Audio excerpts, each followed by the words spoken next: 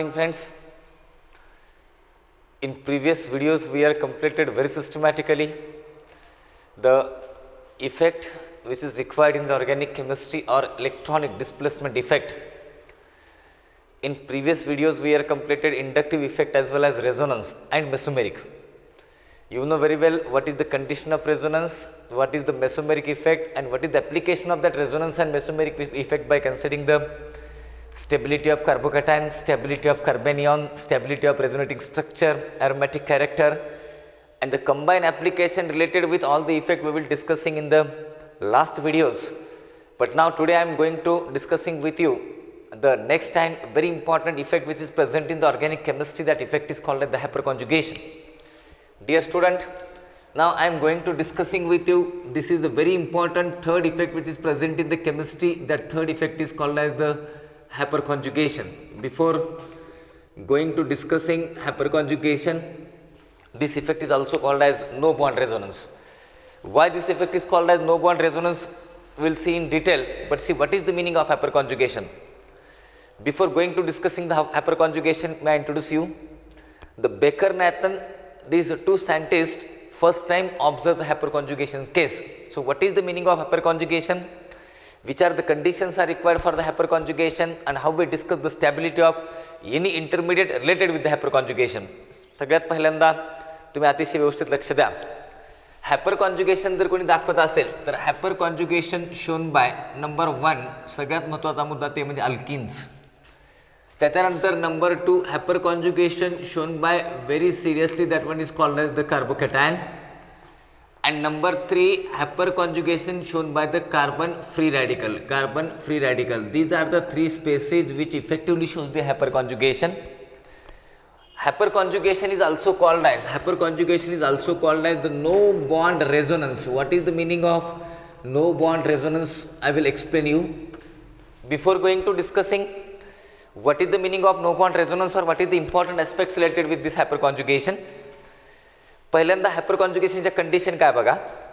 The condition of hyperconjugation that molecule only show hyperconjugation which contain the alpha hydrogen atom. आता तुम्हाला मला सांगण्याची गरज नाही what is the meaning of alpha hydrogen atom, you know very well. आता बघा how we satisfy the each condition. Suppose for example in first case, suppose we have this type of alkene H bond C H double bond CH2. Suppose we have this type of alkene. आता बाळांनो, हा doubly bonded carbon आहे आणि the carbon which is directly attach to doubly bonded carbon is called as the alpha carbon. म्हणजे जो carbon doubly bonded carbon attach असतो that carbon is called as the alpha carbon, आणि hydrogen which is present on the alpha carbon is called as the alpha hydrogen. मी तुम्हाला tautomerism शिकवत असताना alpha hydrogen काय असतो मी सांगितलं होतं, because we are already discuss the tautomerism in isomerism chemistry. In tautomerism, you know very well the alpha hydrogen is nothing but attached to alpha carbon. And what is alpha carbon? Alpha carbon attached to the functional group carbon. आता मला सांगा, डबली bonded carbon हा functional group कार्बनच आहे, double bond हा functional group आहे, and the carbon which one is attached to the doubly bonded carbon, then such carbon is called as alpha carbon, and the necessary condition for hyperconjugation is the alpha hydrogen, right? मग बाळांनो होतंय काय, नेमकं होतंय काय, इकडे बघा, सगळ्यांनी बोर्डाकडे बघा, मी तुम्हाला एक्सप्लेन करतो. आता मला सांगा, समजा हा तुमचा अल्केन आहे, सपोज फॉर एक्झाम्पल मी काय करतो, आता हे 2 इलेक्ट्रॉन आणि हा हायड्रोजन, प्रश्नच नाही ना. CH बॉन्डमध्ये 2 इलेक्ट्रॉन असतात आणि ह्या दोघांमधली ही शेअरिंग आहे, आणि तुम्हाला माहिती आहे हा तुमचा CH पुन्हा हा CH2 आणि दोघांमध्ये डबल बॉन्ड आहे. डबल बॉन्ड कसा तयार होतो, जेव्हा लोब अबो आणि बिलो द प्लेन एकमेकावर ओव्हरलॅप होतात तेव्हा तो डबल बॉन्ड तयार होतो. आता ही त्याची सिच्युएशन आहे. दिस सिच्युएशन काय होतं हायपरकॉन्जुगेशनमध्ये, आता हा पाय बॉन्ड आहे, हा सिग्मा इलेक्ट्रॉन आहे, काय होतं हळूहळू हे सिग्मा इलेक्ट्रॉन याच्याकडे जातात, हळूहळू सिग्मा इलेक्ट्रॉन याच्याकडे जातात, म्हणजे हे इलेक्ट्रॉन इकडे जातात. मग हे इलेक्ट्रॉन इकडे झाल्यामुळे काय होतं की हा कार्बन या सिग्मा इलेक्ट्रॉनच्या अट्रॅक्शनमध्ये येतो आणि पाय इलेक्ट्रॉनला सोडून देतो. बघ नीट बघा, म्हणजे हे कार्बन सिग्मा इलेक्ट्रॉनच्या अट्रॅक्शनमध्ये येतो, म्हणजे या दोघांमध्ये डबल बॉन्ड तयार होतो आणि पाय इलेक्ट्रॉन समोर जातात. मग हे इलेक्ट्रॉन जर इथं आले तर दोघांमध्ये डबल बॉन्ड येईल, म्हणजे पाय बॉन्ड तयार होईल आणि हे पाय इलेक्ट्रॉन समोर निघून जातील. आलं लक्षात तुमच्या. मग असं जर झालं, मला सांगा असं जर झालं तर तुमच्या समोर सिच्युएशन काय येईल, H bond C bond H, आणि हा बिचारा H+ इथून हलतच नाही का, दिस H+ नो की इलेक्ट्रॉन पुन्हा वापस येतील माझ्याकडे, तिथला H+ इथून जात नाही, तो H+ इथंच राहतो. आणि मग नंतर इथं कोणता बॉन्ड आला तुमचा डबल बॉन्ड, इथं CH आणि या CH2 वर तुमचा कोणता चार्ज आला मायनस चार्ज आला. लक्षात तुमच्या CH2 वर मायनस चार्ज आला का तर हे इलेक्ट्रॉन इकडे गेले. मग मला सांगा हे दोन हे सिग्मा CH आणि हे p ऑर्बिटल एकमेकाच्या जवळ असल्यामुळे हायपर कॉन्जुगेशन झालं ना. म्हणजे what is the meaning of hyper conjugation? The meaning of hyperconjugation is like this. The delocalization of sigma CH electron, sigma CH कळलं का तुम्हाला, sigma CH delocalization of sigma CH electron towards the pi bond लक्षात ठेवा, towards the pi bond is known as hyperconjugation. कळलं तुम्हाला? आता बाळांनो, आता या अल्किनमध्ये मला सांगा, या अल्किनमध्ये एकूण किती अल्फा हायड्रोजन आहेत? 1 2 3. मग प्रत्येक अल्फा हायड्रोजन असं स्ट्रक्चर दाखवलं ना. आता why this is called like the no bond resonance? Why? Actually it is resonance ना. Why? atom or group of atom is same but arrangement of electron is different. इथून H+ हल्ला का तो इथंच आहे ना. जर H+ हल्ला असता तर ते टॉटोमेरिझम सारखं तो मायग्रेट व्हायला का नाही, तो इथंच वाट बघत बसतो. आज ना उद्या हे त्याला माहित आहे की पाय इलेक्ट्रॉन माझ्याकडे वापस येणार आहेत, म्हणजे हे स्ट्रक्चर त्याला मिळणार आहे. मग एखाद्या मॉलिक्यूलमध्ये जितके अल्फा हायड्रोजन असतील तितके त्या मॉलिक्यूलमध्ये हायपर कॉन्जुगेशन असतील आणि जितके हायपर कॉन्जुगेशन असतील तितकी त्याची एनर्जी कमी होईल. म्हणजे काय वाढेल? स्टॅबिलिटी वाढेल. म्हणजे if you want to explain the stability of alkene, if you want to explain the stability of carbocation or if you want to explain the stability of free radical, we successfully explain the stability of all these spaces by using effect hyperconjugation. आलं लक्षात तुमच्या? आता मला सांगा तुम्ही, आता मला सांगा, मग हा झाला या H+ मुळे. पुन्हा इथं पण एक H+ आहे ना, सेम स्ट्रक्चर तुम्हाला मिळेल, सेम स्ट्रक्चर. मग आणखी दुसरं स्ट्रक्चर तुम्हाला कोणतं मिळेल? हा तुमचा H+, नंतर इथं बॉन्ड, पुन्हा हे H ऑलरेडी हे H आणि इथं काय तुमचा आता इथं काय तुमचा डबल बॉन्ड CH आणि इथं काय तुमचा CH2-. हे झालं तुमचं दुसरं स्ट्रक्चर. लक्षात तुमच्या? याच्यानंतर मी जर तुम्हाला म्हणलं की suppose for example if I ask you the next one, suppose आता तिसरं स्ट्रक्चर काय H+C. मग हा तुमचा H+ इथला तिकडे गेला आणि इथे H, इथे काय तुमचा डबल बॉन्ड CH आणि इथे काय तुमचा CH2-. दिस हा झाला तुमचा CH2-. So these are the 3 structure of hyperconjugation. So as per my idea तुम्हाला हायपर कॉन्जुगेशनच्या बाबतीमध्ये मला वाटत नाही की तुम्हाला काही अवघड जात असेल, because all these things are very simple related with this hyperconjugation. If you want to define the hyperconjugation, complete transfer of electron of CH sigma bond toward pi bond or positive or charge or free electron is called as the hyperconjugation. आलं लक्षात तुमच्या? The complete transfer of CH sigma electron, आलं लक्षात तुमच्या? complete transfer of CH, कोणते CH? Alpha H, अल्फाचे. आलं लक्षात तुमच्या? अल्फा CH चे. The complete transfer of alpha CH sigma electron towards either pi bond that is alkene or positive charge that is carbocation or free radical that is radical, and such effect is called as the hyperconjugation. As number of hyperconjugation increases, the stability of that alkene also increases. आता on the basis of this observation मी जर तुम्हाला एक प्रश्न विचारला, समजा माझ्याकडे अशा alkene आहेत CH2 double bond CH2. My question is this, ही अल्किन तुम्हाला हायपर कॉन्जुगेशन दाखवेल का? Your answer is no. का तर याच्यामध्ये अल्फा कार्बनच नाही. If this alkene doesn't have alpha carbon then there is no matter of alpha hydrogen atom. मग अल्फा हायड्रोजन नसेल तर तो हायपर कॉन्जुगेशन दाखवणार नाही. मी जर तुम्हाला म्हणलं suppose I have CH3 bond CH double bond CH2, मी जर म्हणलं तुम्हाला whether this alkene show hyperconjugation or not, your answer is yes, because this alkene contain the alpha carbon. तो अल्फा कार्बन जो असतो ना, मी काय बोलतो नीट आहे का? अल्फा कार्बन हा sp3 हायब्रिडायझेड असला पाहिजे, तो कार्बन सॅच्युरेट असला पाहिजे. Then and that time that carbon involve in hyperconjugation, otherwise no. आलं लक्षात? मग मला सांगा 3 अल्फा हायड्रोजन असल्यामुळे हायपर कॉन्जुगेशन दाखवेल. मी जर तुम्हाला म्हणलं suppose I have this type of molecule CH double bond CH bond CH3, मी जर म्हणलं हा हायपर कॉन्जुगेशन दाखवेल का? ऑब्वियसली हा हायपर कॉन्जुगेशन दाखवेल. इकडं 3 आहेत, इकडं 3 आहेत, म्हणजे total number of hyper conjugation किती झाले? इथं पण अल्फा कार्बन आहे, इथं पण अल्फा कार्बन आहे, इकडं 3 हायड्रोजन, इकडं 3 hydrogen. It means that total number of hyper conjugation is 6. Therefore this molecule is also capable to show hyper conjugation. मी जर म्हणलं तुम्हाला CH3 bond CH3 double bond CH2, obviously your answer is 6 alpha hydrogen atom. Therefore this molecule also show hyper conjugation. याच्यानंतर मी जर म्हणलं तुम्हाला CH3 bond CH3 double bond CH bond CH3, if I ask you the question how many hyper conjugation are possible inside of this molecule? 3 plus 3 plus 6 plus 3 9, and finally CH3 bond CH3 double bond C bond CH3 bond CH3 12 hyper conjugation. मला सांगा एखाद्या molecule मध्ये जितके hyper conjugative structure वाढतील तितकी त्या मॉलिक्यूलची stability वाढेल. मग on the basis of this observation what is your conclusion? Your conclusion is like this. या मॉलिक्यूलमध्ये 12 अल्फा हायड्रोजन आहेत. In this molecule we have 9 alpha hydrogen. In this molecule 6 alpha hydrogen, here also 6 alpha hydrogen, here 3 alpha hydrogen, here 0 alpha hydrogen. But then tell me out of all these alkene, which alkene is more stable? सगळ्यात more stable असेल ही alkene तुमची. लक्षात तुमच्या, because it shows 12 hyperconjugative structure. याच्यानंतर stable असेल तुमची ही alkene because it shows 9 hyperconjugative structure. याच्यानंतर stable असेल तुमची ही alkene. लक्षात तुमच्या, स्टॅबिलिटी ऑर्डरकडे लक्ष द्या. इथं पण 6 आहेत, इथं पण 6 आहेत, पण 2 मिथिल ग्रुप एका जागी असतील तर हायपर कॉन्जुगेशनला इफेक्टिव्हपणा येतो. That is it show the effective hyperconjugation. नंतर 3, नंतर 0. So this is called as the hyper conjugation matter related with this alkene compound. म्हणून म्हणजे if you want to explain the stability of alkene, याच्यानंतर भविष्यामध्ये जर तुम्हाला असा प्रश्न आला परीक्षेमध्ये 2-4 अल्किन दिल्यात आणि they ask you the question out of this 4 alkene which alkene is more stable, घाबरायची गरज नाही. अल्फा हायड्रोजन मोजा, ज्या अल्किनमध्ये अल्फा हायड्रोजन जास्त ते अल्किन सगळ्यात जास्त more stable because that gives the maximum hyper conjugative structure. लक्षात तुमच्या. आता याच्यावरनं मी तुम्हाला एक कन्क्लुजन देतो. तुम्हाला माहित नाही, in your 11th standard you have one topic that one is called the hydrocarbon. In that one point is there that one is alkene आणि त्या अल्किनमध्ये एक हीट ऑफ हायड्रोजनेशन आहे. What is the meaning of heat of hydrogenation? या अल्किनमध्ये तुम्ही hydrogen pass करा. बघा मी तुम्हाला एक्झाम्पल देतो. आता समजा उदाहरणामध्ये हा अल्किन आहे, याच्यात जर आपण हायड्रोजन गॅस पास केला तर double bond converted into single bond. मग डबल बॉन्डचं रूपांतर जर तुमचं सिंगल बॉन्ड झालं तर अल्किन कन्व्हर्टेड इनटू अल्केन, आणि अल्किनचं रूपांतर अल्केनमध्ये झाल्याच्यानंतर याच्यामधनं जी काही एनर्जी निघेल, this energy is called as HOH, that is heat of hydrogenation. Heat of हायड्रोजनेशन.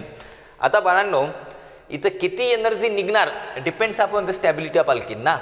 एखादी अल्किन जर मोर स्टेबल असेल तर त्याच्या स्वतःमध्येच एनर्जी कमी असेल, मग ती बाहेर जास्त निघेल का? नाही निघणार. कळलं का तुम्हाला?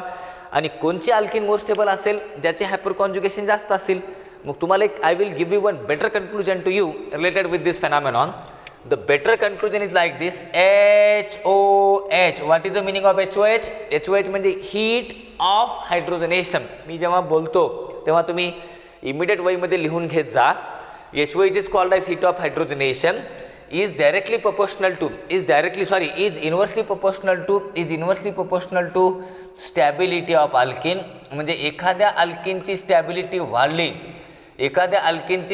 वाढली, की त्याचं हीट ऑफ हायड्रोजनेशन कमी होतं. Is inversely proportional to stability of alkene. आणि पुन्हा इज इन्व्हर्सली प्रोपोर्शनल टू लक्षपूर्वक बघा, is inversely proportional to number of hyperconjugation structure. का तर एखाद्या मॉलिक्यूलमध्ये हायपर कॉन्जुगेशन वाढले और कोणते हायड्रोजन और alpha hydrogen. So this is the very interesting conclusion related with this hyper conjugation phenomenon. As per my idea, I hope तुम्हाला याच्याशी related ज्या ज्या गोष्टी लागतील त्या तुम्हाला समजल्या असतील. म्हणून सगळ्यात पहिल्यांदा बघून घ्या, delocalization of CH sigma electron towards pi bond और पॉझिटिव्ह चार्ज और free radical is called as hyper conjugation. What is the necessary condition of hyperconjugation to show that molecule hyperconjugation? Just you see the alpha hydrogen atom. If number of alpha hydrogen is more, the number of hyperconjugative structure is also more. And if any molecule that show the more number of hyperconjugation, it means that the molecule is more and more stable. So मला वाटत नाही तुम्हाला काही शंका असेल. आता हे झालं अल्किनच्या बाबतीमध्ये. आता लगेच जाऊ आपण how we apply this effect toward the carbocation. आपण हा इफेक्ट कार्बोकॅटायनकडे कसा अप्लाय करणार? आता मला सांगा बाळांनो, this is not too complicated, this is very simple things if you want to apply the effect toward the carbocation. तुम्हाला मी सांगण्याची गरज नाही, इथं तुमचा हा H+ होता. आता सेकंड एक्झाम्पल घेऊ आपण कार्बोकॅटायनचं. आता बाळांनो, H bond C bond H bond H bond CH2+, हा झाला कार्बोकॅटायन. प्रश्नच नाही. You know very well what is carbocation, what is the stability of carbocation according to inductive and according to resonance. तुम्हाला सगळ्यांना माहीत आहे, ते ऑलरेडी सांगितलेलं होतं. आता याच्यानंतर हा एक नवीन इफेक्ट आहे, तो म्हणजे हायपर कॉन्जुगेशन. हा पण तुम्हाला येणं अतिशय गरजेचं आहे.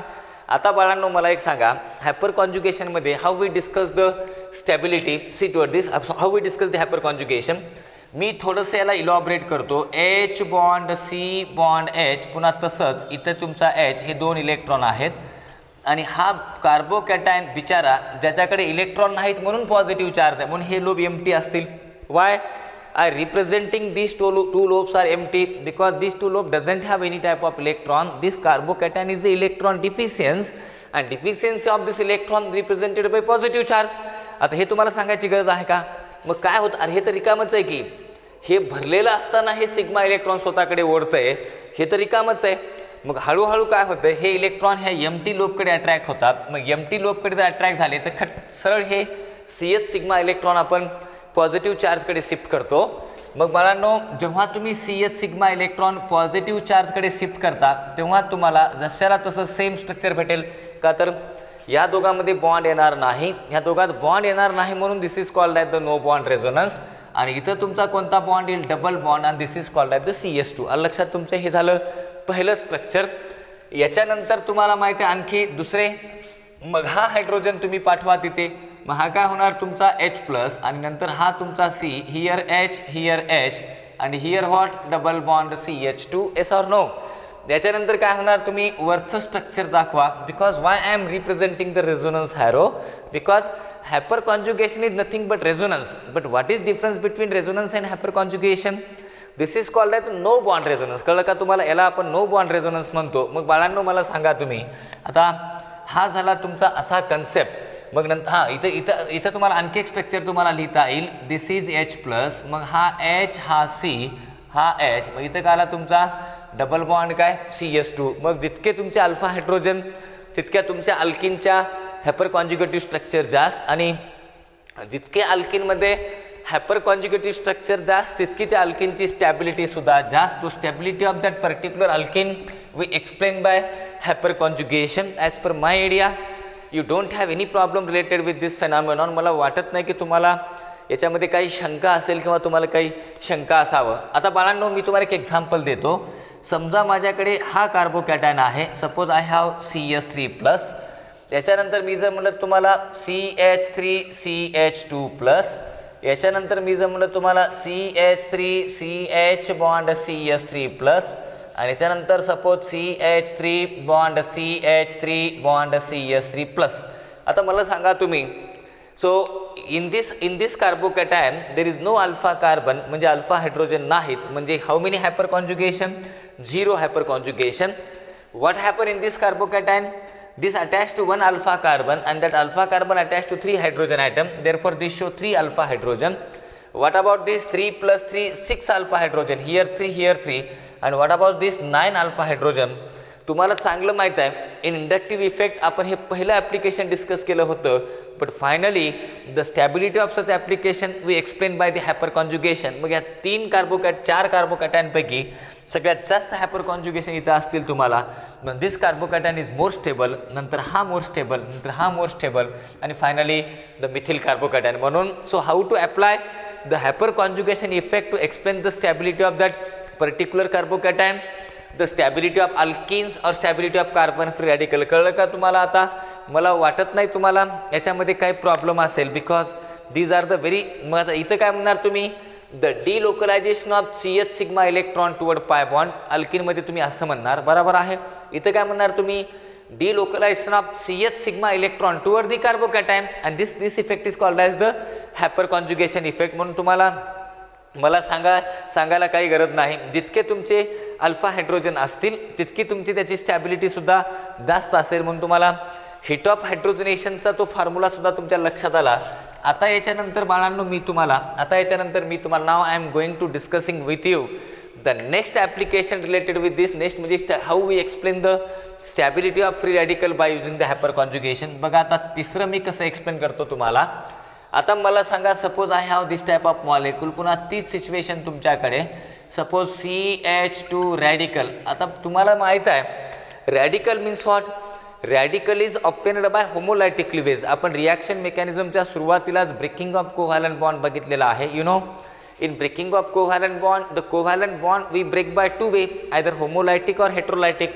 What is the homolytic? Symmetrical breaking of covalent bond in which each bonded atom retains its own electron. मग सिमेट्रिकल ब्रेकिंग केल्यामुळे प्रत्येक बॉन्डेड ॲटमवर एक इलेक्ट्रॉन जाईल आणि त्यालाच म्हणतो आपण फ्री रॅडिकल. मग मला सांगा, आता हा जो CH सिग्मा बॉन्ड आहे, मग हा CH सिग्मा बॉन्ड जर तुम्हाला इतर रॅडिकल, याला होमोलायटिक ब्रेक करावं लागेल ना, होमोलायटिक याच्यासारखं नाही दोन्ही इलेक्ट्रॉन, का तर हे हेट्रोलायटिक क्लिवेज होतं. मग होमोलायटिक ब्रेकिंग केल्यामुळे काय झालं, इथे एक रॅडिकल तयार झाला, इथे एक रॅडिकल तयार झाला, मग हे दोन रॅडिकल पाय बॉन्ड तयार करतील आणि हा H रॅडिकल बिचारा इथेच राहील ना. मग काय होईल तुम्हाला, हा तुमचा H, हा तुमचा C, हा तुमचा H, पण H रॅडिकल तुमचा इथेच राहील, तो इथून कुठेच जाणार नाही. त्याला माहिती आहे आज ना उद्या तुम्हाला त्याचे इलेक्ट्रॉन येणार आहेत. मग मला सांगा, this is one of the hyper conjugative structure we explain for the free radical. Same आहे, कार्बोकॅटन आणि फ्री रॅडिकलमध्ये काही फरक नाही.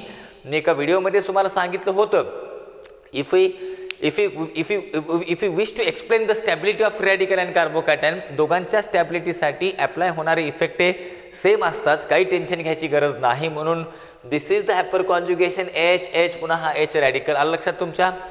One more structure we represent for this phenomenon, तो म्हणजे कोणतं, H रॅडिकल बॉन्ड C, इथे काय तुमचा H, इथे तुमचा H, once again here double bond CH2. पुन्हा एकदा आणखी एक स्ट्रक्चर तुम्हाला लिहिता येईल, ते म्हणजे कोणतं, म्हणजे एक स्ट्रक्चर म्हणून नाही, depends on number of alpha hydrogen atom. As number of alpha hydrogen is more, then hyperconjugative structure is also more. So these are the very interesting phenomenon related with this chemistry. म्हणून इथे तुमचा H, इथे तुमचा H आणि इथे काय तुमचा double bond काय CS2. So these are the very much interesting phenomenon related with this hyperconjugation chemistry. मला 100% गॅरंटी आहे की तुम्हाला ह्या हायपरकॉन्जुगेशन स्ट्रक्चरमध्ये तुम्हाला काही अडचण येणार नाही. म्हणून this is called as the stability, म्हणजे this is called as alkenes delocalization of CH sigma electron toward the pi bond.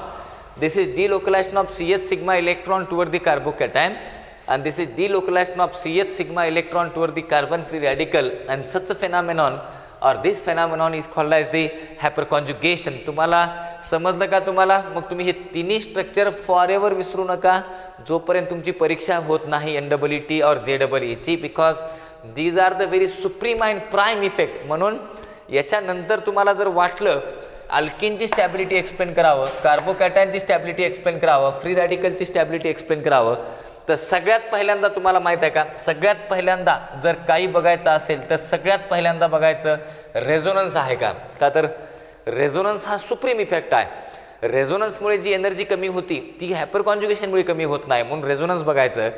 Those carbocation, those alkene और those free radical have a resonance, तो सगळ्यात मोर स्टेबल असेल. मग रेझोनन्सच्या नंतर जर काही बघायचं असेल तर रेझोनन्सच्या नंतर जर काही बघायचं असेल तर रेझोनन्सच्या नंतर बघायचं हायपरकॉन्जुगेशन. कळलं का तुम्हाला. म्हणजे the first priority goes to the resonance, second priority goes to the hyperconjugation. आणि एवढं सगळं जर नसेल तरच विचार करायचा इंडक्टिव्हचा, अदरवाईज इंडक्टिव्हचा विचार करण्याचीच तुम्हाला गरज नाही. म्हणून these are the very interesting and supreme phenomenon related to you. मला असं अपेक्षित आहे की तुम्हाला हायपर कॉन्जुगेशन समजलं असेल.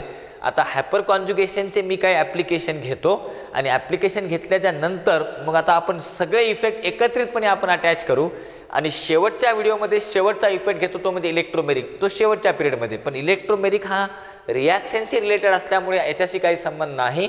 म्हणून बाळांनो आता आपण ॲप्लिकेशनकडे जाऊ हायपर कॉन्जुगेशनच्या नंतर. मला तुम्हाला ॲरोमॅटिक कंपाऊंडची रिॲक्टिव्हिटी सांगायची आहे मेसोमेरिक इफेक्टनी. बघा तुम्हाला इंडक्टिव्ह झालं, तुम्हाला रेझोनन्स झालं, तुम्हाला हायपर कॉन्जुगेशन झालं, तुम्हाला प्रत्येकाचे ॲप्लिकेशन झाले.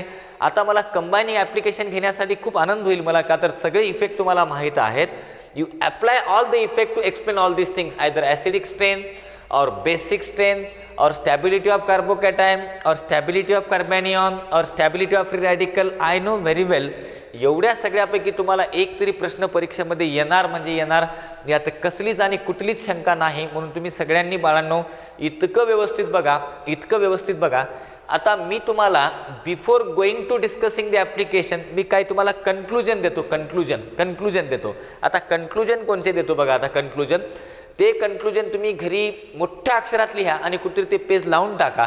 एकदा ते कन्क्लुजन तुम्हाला कळाले की तुम्हाला काय येतं रे, काय येते. बघा आता कन्क्लुजन काय, आता काही असो ते मी एक ना एक गोष्ट तुमच्यासमोर डिस्कस करतो. What is the conclusion related with this phenomenon. The conclusion related with this phenomenon is like this. Dear student, आता मी तुम्हाला अतिशय रिअल ऑर्गॅनिक केमिस्ट्रीकडे घेऊन जात आहे. तुम्ही जर एवढ्या सगळ्या गोष्टी चांगल्या बघितल्या तर आज मी तुम्हाला सांगतो तुमचे 3 ते 4 प्रश्न तुम्हाला ऑर्गॅनिक केमिस्ट्रीमध्ये आजच येतील तुम्हाला, आजच. का 4 प्रश्न? Because they ask you in examination either stability of carbocation और स्टॅबिलिटी ऑफ रॅडिकल लाईक दिस. आता नीट बघा, आता मी तुम्हाला पहिलं कन्क्लुजन काय देतो, फर्स्ट कन्क्लुजन, हे प्रत्येकाच्या डोक्यात असलं पाहिजे, प्रत्येकाच्या वहीत असलं पाहिजे. वहीत असून उपयोग नाही, परीक्षेमध्ये तुम्हाला डोकं घेऊन जावं लागतं, म्हणून you must know all these things. तुम्हाला ते डोक्यातच असणं अतिशय गरजेचं आहे. आता पहिली सगळ्यात महत्त्वाची गोष्ट, याच्या भविष्यात जर तुम्हाला कुठलाही प्रश्न आला, जर तुम्हाला विचारलं स्टॅबिलिटी ऑफ कार्बोकॅटायन, तुम्हाला असं विचारलं स्टॅबिलिटी ऑफ कार्बोकॅटायन, तर काहीच विचार करायचा नाही. Is directly proportional to positive mesomeric. सगळ्यात पहिल्यांदा पॉझिटिव्ह मेसोमेरिक बघायचा. पॉझिटिव्ह मेसोमेरिक म्हणजेच काय? Positive resonance. आलं लक्षात तुमच्या? Positive mesomeric.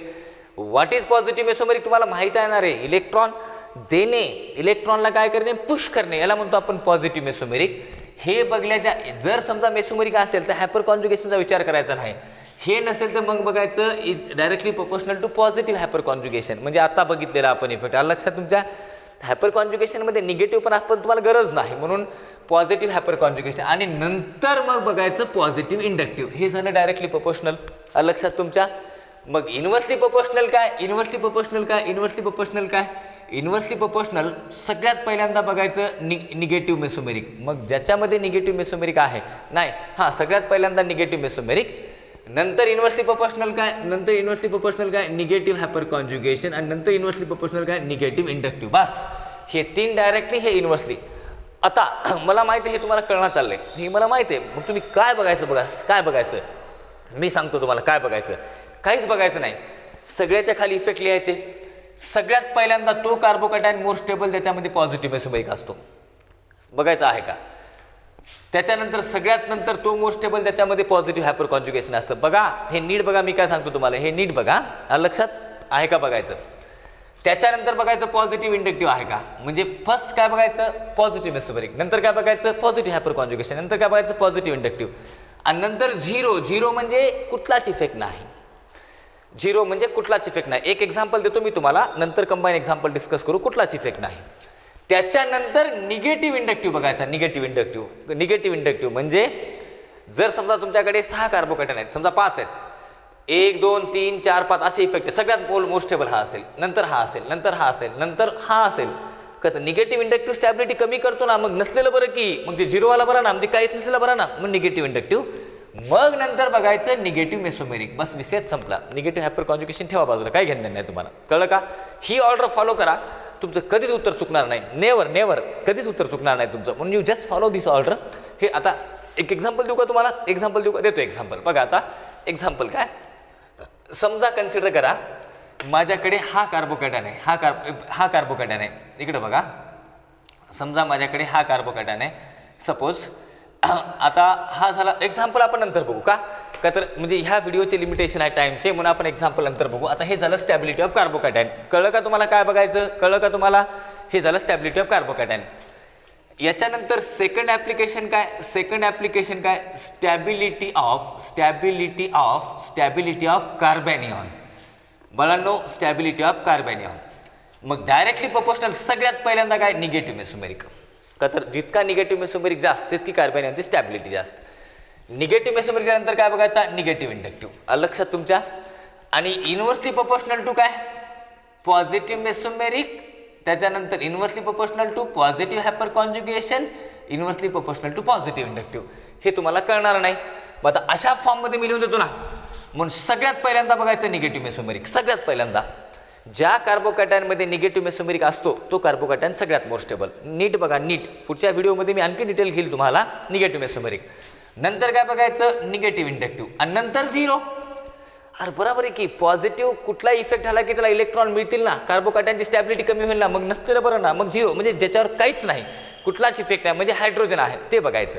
मग झिरोच्या नंतर कोणता कार्बोकॅटायन मोर स्टेबल असेल. आता सगळ्यात पर्यंत हा झाला, तो कार्बोकॅटायन मोर स्टेबल असेल पॉझिटिव्ह इंडक्टिव्ह आहे का. तर इंडक्टिव्हची इंटेन्सिटी कमी आहे, मी ऑर्डर दिली की तुम्हाला, ऑर्डर दिली ना. मग पॉझिटिव्ह इंडक्टिव्हच्या नंतर काय, पॉझिटिव्ह हायपर कॉन्जुगेशन, आणि सगळ्यात अनस्टेबल कोणता, पॉझिटिव्ह मेसोमेरिक. बस, सगळ्यात मोर स्टेबल हा, नंतर हा, नंतर काहीच नसलेला, नंतर हा, नंतर हा, नंतर हा. लक्षात तुमच्या. हे झालं कार्बोकॅटायन. आता बाळांनो, याच्यानंतर तिसरी केस देतो मी तुम्हाला ॲसिडिक कॅरेक्टर. कुठलाही कंपाऊंड देऊ द्या रे तुम्हाला, कुठलाही कंपाऊंड देऊ द्या, ते कुठल्याही प्रकारचा जर कंपाऊंड दिले तर तुम्हाला ॲसिडिक कॅरेक्टर कसं एक्सप्लेन करता येईल. बघा आता तिसऱ्या केसमध्ये how we explain the acidic character. बाळांनो, जर तुम्हाला वाटलं ॲसिडिक कॅरेक्टर एक्सप्लेन करावं, तुम्हाला आठवलं का रे, acidic character is directly proportional to stability of conjugate base. Conjugate base म्हणजे अनायन ना, आणि जर तो अनायन असेल हे बघा तर हेच इफेक्ट अप्लाय होईल ना. Acidic character directly proportional to काय, डायरेक्टली प्रोपोर्शनल टू मी तुम्हाला दिलं होतं, directly proportional to stability of काय, स्टॅबिलिटी ऑफ कॉन्जुगेट बेस. आणि तो कॉन्जुगेट बेस कोण आहे, अनायनच आहे ना. मग अनायन म्हणलं की हे सगळं तेच होईल ना, म्हणजे सेम. म्हणजे काय, directly proportional to negative mesomeric, negative inductive, inversely proportional to positive mesomeric, त्याच्यानंतर पॉझिटिव्ह हायपर कॉन्जुगेशन, त्याच्यानंतर पॉझिटिव्ह इंडक्टिव्ह. मग तुम्ही काय बघलं पाहिजे, सगळ्यात पहिल्यांदा निगेटिव्ह मेसोमेरिक आहे का बघा, त्याच्यानंतर निगेटिव्ह इंडक्टिव्ह आहे का बघा, नंतर झिरो बघा, नंतर पॉझिटिव्ह इंडक्टिव्ह बघा, नंतर पॉझिटिव्ह हायपर कॉन्जुगेशन बघा, आणि नंतर पॉझिटिव्ह मेसोमेरिक बघा. जेव्हा असं बघता, आता हे झालं ॲसिडिक कॅरेक्टर. याच्यानंतर चौथी आणि नेक्स्ट केस आहे, that one is called as the basic character. बाळांनो, हे मात्र तुम्ही विसरू नका, इज डायरेक्टली प्रोपोर्शनल टू. जसं इथं स्टॅबिलिटी ऑफ कॉन्जुगेट बेस, तसं इथं उलटं असेल. उलटं काय असेल, स्टॅबिलिटी ऑफ कॉन्जुगेट ॲसिड असेल इथं, स्टॅबिलिटी ऑफ कॉन्जुगेट ॲसिड. आणि हा असतो कॅटायन, ॲसिड हा कॅटायन असतो कॉन्जुगेट. मग हा जर कॅटायन असेल तर इज डायरेक्टली प्रोपोर्शनल टू काय, पॉझिटिव्ह मेसोमेरिक, नंतर काय, पॉझिटिव्ह हायपर कॉन्जुगेशन, नंतर काय, पॉझिटिव्ह इंडक्टिव्ह, आणि इन्व्हर्सली प्रोपोर्शनल टू काय, निगेटिव्ह मेसोमेरिक, निगेटिव्ह इंडक्टिव्ह. मग सगळ्यात आधी काय बघितलं पाहिजे, सगळ्यात आधी पॉझिटिव्ह मेसोमेरिक, नंतर पॉझिटिव्ह हायपर कॉन्जुगेशन, नंतर पॉझिटिव्ह इंडक्टिव्ह, नंतर झिरो म्हणजे याच्यावर काहीच नाही, नंतर निगेटिव्ह इंडक्टिव्ह, आणि नंतर negative mesomeric. So these are the very much interesting effect which we consider. हे तुमच्या डोक्यात परमनंट ठेवा.